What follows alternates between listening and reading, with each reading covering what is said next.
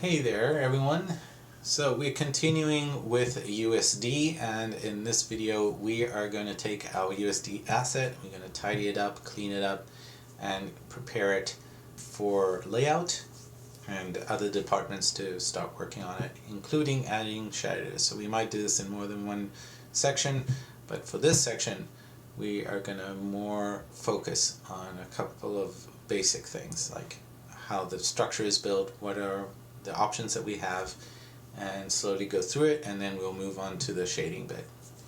Alright, just before I get started, before we load anything in, I do recommend that you set your environment to be more USD friendly, and I've already gone ahead and created my own USD layout that kind of helps a little more. So this is how I lay stuff out. Actually, I don't need the attribute editor there as much because I'm going to use the LookDevX to do my material, and then I got everything I need over here, so I'm just gonna do that. So I do suggest that you guys reset kind of how your layout works to be more like this. The script editor is important because we want to know how things are coming in and are behaving. Alright, so the first thing I want to do is I want to load in that LookDevX like we saw before, but in a clean new file. And then I want to kind of go through the way that it's built and put together, just so it is cleaner and more robust that way. We could also build this from scratch without. Let's go and import our current guy over here, and it will bring it in, and it should all look good. But the first thing you will notice is that it's created this layer down here, and we have a lot of stuff going on. We get a lot of information here in the script editor. Take the time to read. I'm just going to clear it so we can see things as we go along. What we got? We have in USD, again, go watch some of the Autodesk tutorials on what everything is. I'm going to assume you've watched those before. I do highly recommend that you do, so I don't have to explain what everything is.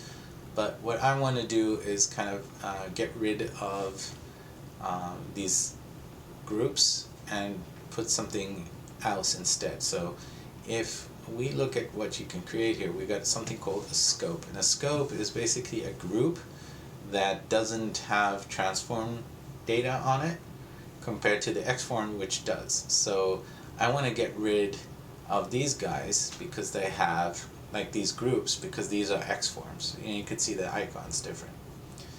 And I want to take whatever is inside of these and just move them on, and then we'll do all kind of other things with it. So with that being said, let's just go ahead and do that. So I'm going to go to the top part over here, and I'm going to go down to add scope. And what I'm going to do is just grab the flag bits and middle mouse drag them into the scope. Copy that name. Actually, I'm just, we'll just leave the scope name. Oops. Rename. I'm going to write flag underscore scope. Actually, it should be flags. There we go. Flag scopes, and then I can delete this one out. Alright. Notice that I got this little yellow thing saying, hey, there's been a change. And it's just there to help us out. So I don't want flag B to be seen, so I'm going to mark it as invisible. We will deal with that later. Alright, next one. I'm going to go back up here, we're going to create a new scope, and then we're going to grab the rope and move it down in there, and we're going to call this one here rope underscore scope, and then we can get rid of this. Alright, so this is pretty clean. That looks pretty cool. Now there's something that's looking pretty weird about this pole over here. Notice there's a little X here and we get this little round thingy over here.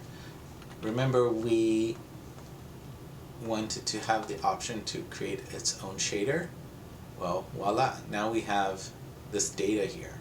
So it's really cool that it's there. That's basically that component tag that we had before. Now it's there. So pole knob.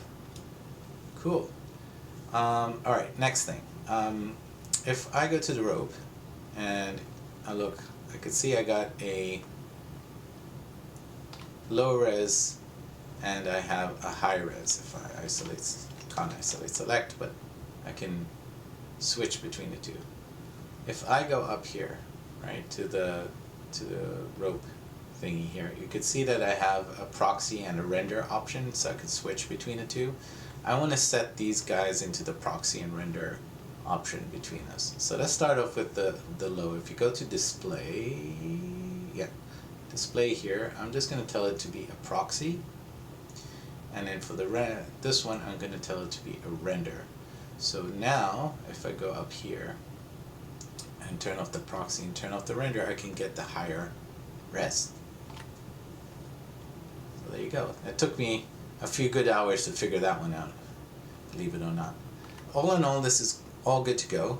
I can now save, and I'm going to save that, and that's all good. The last thing I'm going to do, before I stop this part that we're talking about and how to kind of clean up and get this up and running, is to set up a shaders for everything and then save out. And to do that, I need to create one more scope, and we're going to call this one, and this is important to always name it the same, MTL. By default, this is the name that is created for shaders when we create anything in USD, so you have to call it MTL. Alright, now I can go in here, and in the prim you can go into materials. I'm going to choose material X and shader. Let's start off with this one, and then I'm going to right click and go show in here, and I'm going to stop here, and when we come back we are going to continue with the shading steps because this is a whole thing. Alright, let's see you in the next video.